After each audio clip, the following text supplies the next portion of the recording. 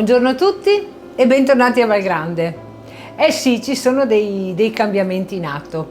Infatti si sta andando verso la stagione autunnale e stanno cambiando anche i nostri menù.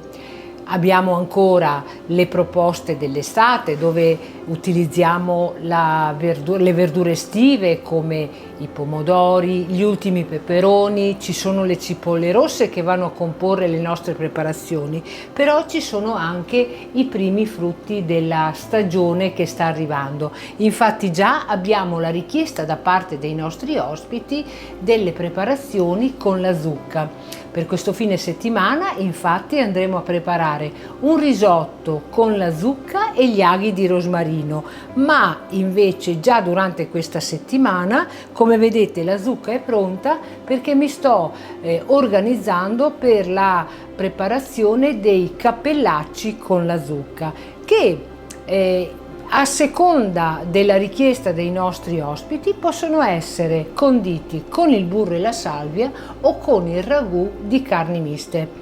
Se anche voi siete curiosi di assaggiare le nostre preparazioni che stanno sentendo un po' il cambio della stagione, così un po' come gli armadi, io vi invito a venirci a trovare, a prenotare il vostro tavolo con la solita modalità, quindi ricorrendo ai contatti che potrete trovare tra le pagine social dove noi siamo presenti o tra le pagine del nostro sito. Per il momento io continuo con le mie preparazioni e vi aspetto augurando a tutti una buona settimana. Ciao!